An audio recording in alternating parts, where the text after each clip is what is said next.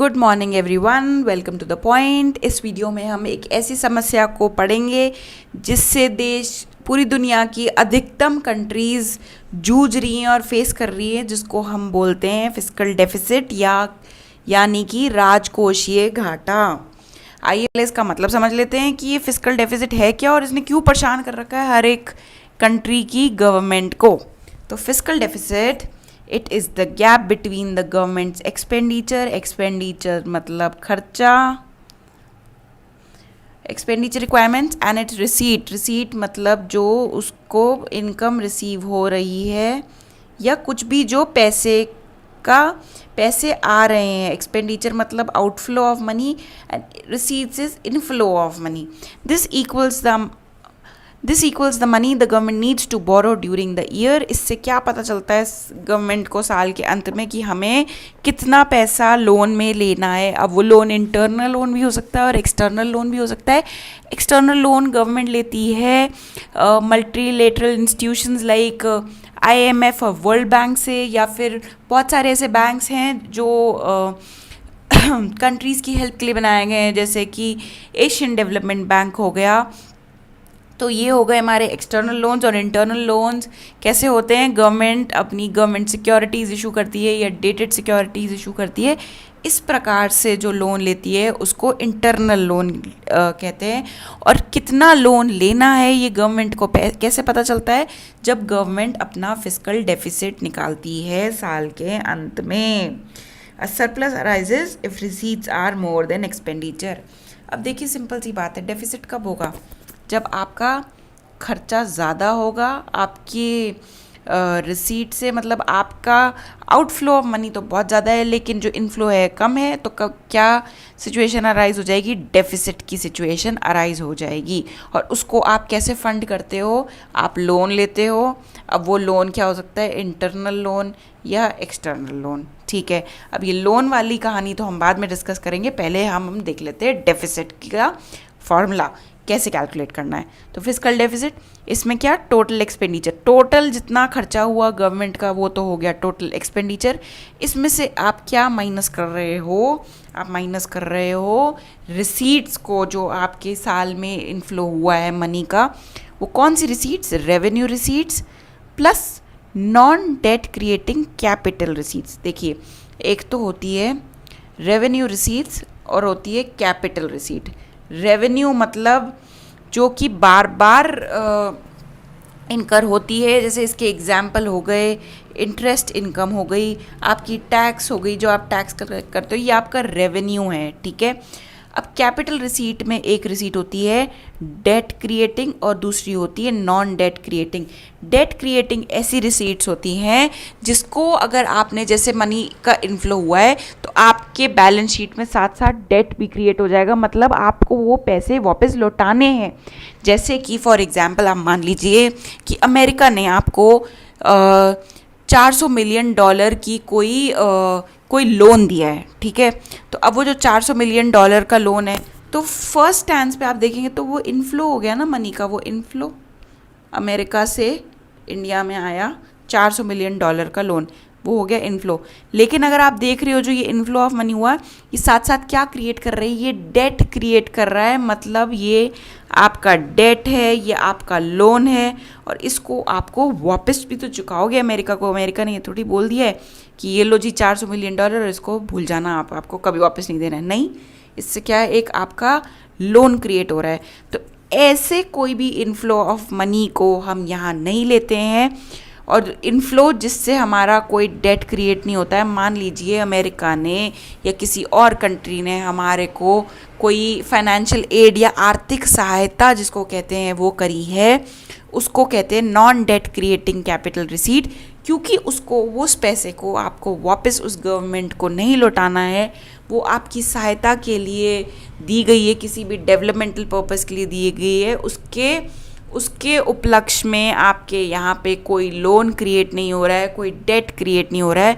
तो ऐसे inflow of money को बोलते हैं non debt creating capital receipt. तो उस कैपिटल रिसीट को हम फिस्कल डेफिसिट के कैलकुलेशन में इंक्लूड करते हैं। तो यहाँ पे तो हमने देख लिया था टोटल एक्सपेंडिचर जितना भी खर्चा हो रहा है, रेवेन्यू एक्सपेंडिचर हो रहा है, कैपिटल एक्सपेंडिचर, दोनों को यहाँ प्लस करेंगे, वो आपका हो गया टोटल एक्सपेंडिचर। उसमें से आप क्या घटाएंगे, रेवेन्यू रिसीट्स और non debt capital creating receipts, जो मैंने आपको समझा दिया, जो आपके डेट क्रिएट नहीं करती है, ऐसा पैसा जिसको आपको वापस नहीं लौटाना है। तो ऐसे हमारा निकलता है राजकोषीय घाटा, जिसको बोलते हैं हम फिस्कल डेफिसिट। इस स्लाइड में हम देखते हैं कि रीजंस क्या हैं फिस्कल डेफिसिट होने की। ऐसा क्यों होता है कि गवर्नमेंट का खर्चा इतना ज़्यादा हो जाता है, या फिस्कल डेफिसिट वो क्यों मेंटेन नहीं कर पाती है फिस्कल डेफिसिट को। तो फर्स्ट रीज़न है increase in capital expenditure. Government ने बहुत ज़्यादा या खर्चा कर दिया है रोड्स बनाने में या फिर कोई भी डेवलपमेंटल एक्टिविटी में, तो बिल्डिंग्स, इंफ्रास्ट्रक्चर कुछ भी क्रिएट किया, गवर्नमेंट ने बहुत ज़्यादा कैपिटल एक्सपेंडिचर कर दिया है। तो फर्स्ट रीज़न तो हमारा ये हो गया रिडक्शन इन रेवेन्यू रिसीट। जैसे रेवेन्यू रिसीट हमारे फॉर्मूले में हमने यूज़ करी थी ना, रेवेन्यू रिसीट्स आई नहीं रही है। मान लीजिए आपका टैक्स कलेक्शन रेट बहुत ज़्यादा कम हो गया है।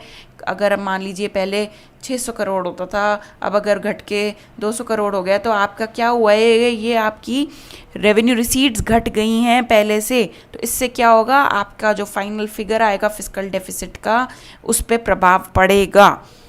अब बहुत ही नॉर्मल सी बात है कि अगर अपनी रिसीट्स घट गई हैं, मतलब इनफ्लो घट गया है, तो जो हमारा आउटफ्लो है उसको कौन कवर करेगा। एक तरफ आप आउटफ्लो करे जा रहे हो, बदले में कोई इनफ्लो है ही नहीं है, तो एंड में क्या होगा, आपका फिस्कल डेफिसिट बढ़ जाएगा।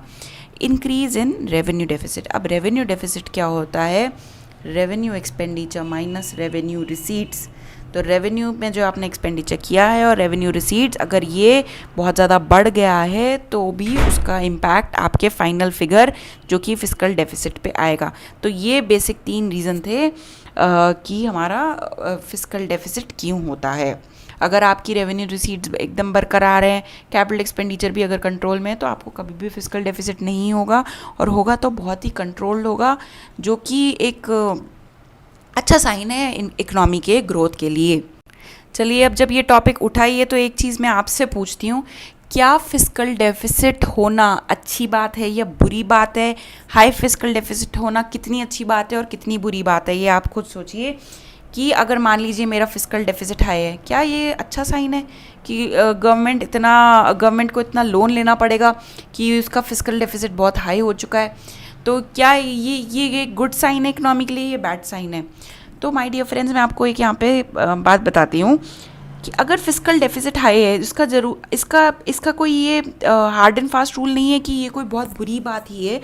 अगर आपका फिस्कल डेफिसिट हाई है और आपने जितना भी कैपिटल एक्सपेंडिचर किया है वो प्रोडक्टिव यूज़ के काम आ रहा है, या वो काफ़ी प्रोडक्टिव साबित हो रहा है, तो हाई फिस्कल डेफिसिट होना कोई भी गलत बात नहीं है, बल्कि प्रोडक्टिव यूज़ हो रहा है, तो वो कभी ना कभी तो आपके लिए बहुत अच्छे रिटर्न्स जनरेट करेगा ना, तभी तो उसको हम प्रोडक्टिव कहेंगे।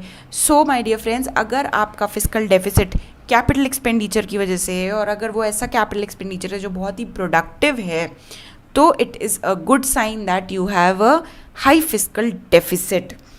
तो हम ये ऐसे कंक्लूड नहीं कर सकते कि हाई फिस्कल डेफिसिट है तो ये बहुत बेकार चीज़ है या बहुत नेगेटिवली इम्पैक्ट कर रहा है इकोनॉमी को। नहीं, हमको देखना पड़ेगा, हमें समझना पड़ेगा कि जो हमारा कैपिटल आउटफ्लो हुआ था वो कहाँ पे हुआ था, किस चीज़ के लिए यूज़ हुआ था।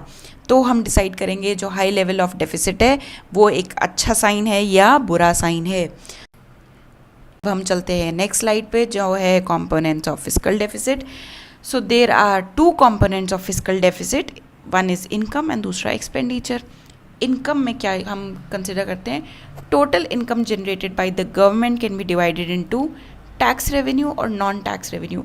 गवर्नमेंट को 2 टाइप से रेवेन्यू होता है, एक तो टैक्सेस के फॉर्म में और नॉन टैक्स के फॉर्म में। टैक्सेस तो आपको पता ही है, जीएसटी हो गया, कस्टम हो गया, कॉर्पोरेट टैक्स हो गया, डिविडेंड टैक्स हो गया।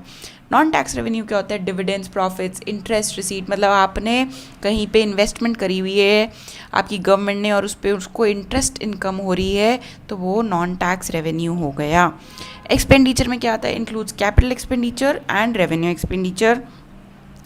Grants for capital asset creation, interest payment. तो ये हो गए आपके कंपोनेंट्स ऑफ फिस्कल डेफिसिट, क्योंकि हमने फॉर्मूला लिखा था ना, fiscal deficit is equal to total expenditure minus revenue receipts plus non debt creating capital receipts. और ये टोटल एक्सपेंडिचर में क्या होगा, plus revenue expenditure plus capital expenditure. जितना भी टोटल खर्चा हो रहा है गवर्नमेंट का, भले ही रेवेन्यू फॉर्म में कैपिटल फॉर्म में, वो गया टोटल एक्सपेंडिचर के अंडर। और यहाँ पे रेवेन्यू रिसीट जो मैं आपको समझा चुकी हूँ, और non debt capital creating receipts, जिस पे हमको जिस पैसे को हमें वापस नहीं देना, वो होती है NDCCR। अब हम चलेंगे और है how is fiscal deficit finance. हम जो फिस्कल डेफिसिट क्रिएट कर लेते हैं उसको फाइनेंस कैसे करते हैं, कहाँ से पैसा लाते हैं। दो तरीके हैं, आप बोरो कर लो या फिर नई करेंसी प्रिंट कर लो। बोरो कहाँ से करोगे, इंटरनली करोगे, कमर्शियल बैंक से कर लोगे, या फिर गवर्नमेंट सिक्योरिटीज़ या डेटेड सिक्योरिटीज़, ठीक है। और अगर एक्सटर्नल सोर्स हो गए तो IMF, दूसरे देश की गवर्नमेंट हो गई। डेफिसिट फाइनेंसिंग क्या होता है, मतलब प्रिंट नई करेंसी प्रिंट कर रहे हो, फंड्स बोरो कर रहे हो RBI से against it's security. So this is how हमारा डेफिसिट फाइनेंसिंग होती है। Government meets fiscal deficit by borrowing, so it can be said that the total borrowing requirements of government in a year is equal to the fiscal deficit of the year। मतलब government को जितना borrow करना है, government की total borrowing at the end of the financial year is equal to the fiscal deficit. क्योंकि fiscal deficit से हमें यही तो पता चल रहा है कि कितना खर्चा जो ऐसा था, जो भी बचा है, जिसके लिए हमारे पास पैसे नहीं थे, और उसी अमाउंट को तो हम जाके बोरो कर लेते हो। इसलिए फिस्कल डेफिसिट को गवर्नमेंट बोरोइंग के इक्वल माना जाता है। अब हम अपने कुछ पास्ट ट्रेंड्स देख लेते हैं कि क्या ट्रेंड्स रहे हैं फिस्कल डेफिसिट के कुछ लास्ट 10 सालों में। तो यहाँ पे हमारा फिस्कल डेफिसिट हुआ ये वाली लाइन, तो देखिए 2009-10 में बहुत ज़्यादा था as a percentage of GDP। क्यों, क्योंकि इस टाइम हमारी कंट्री इकोनॉमिक क्राइसिस से निकल रही थी। भाई ग्लोबल इकोनॉमिक क्राइसिस चल रहे थे ना, सब प्राइम लेंडिंग क्राइसिस की वजह से जो अमेरिका में हुए थे, इसलिए मतलब दुनिया की हर कंट्री सफ़र कर रही थी, इसलिए यहाँ फिस्कल डेफिसिट बहुत ज़्यादा था। ये देखिए फिर ये घट गया, फिर बढ़ रहा है, और फिर आप देखेंगे कुछ सालों से हमारी गवर्नमेंट कोशिश लगी हुई है कि ये घटे। इसका ट्रेंड क्या है, नीचे की तरफ जाता हुआ। तो आप एक बार इस ट्रेंड को देख लीजिएगा। क्वेश्चंस अक्सर बनते हैं कि हमारा फिस्कल डेफिसिट का ट्रेंड क्या था, या कुछ भी, आपको एग्जैक्ट फिगर्स याद करने की ज़रूरत नहीं है, बट अगर आप देखेंगे लास्ट 10 ईयर्स से इट्स कॉन्स्टेंटली डिक्लाइनिंग, ये ट्रेंड होता है। So my dear friends, I hope it is clear कि क्या हमारा फिस्कल डेफिसिट होता है, उसके कंपोनेंट्स होते हैं, और वो कैसे आपकी टोटल बोरोइंग के इक्वल होता है। So this is all for today's video. Stay with, stay at home. Thank you so much.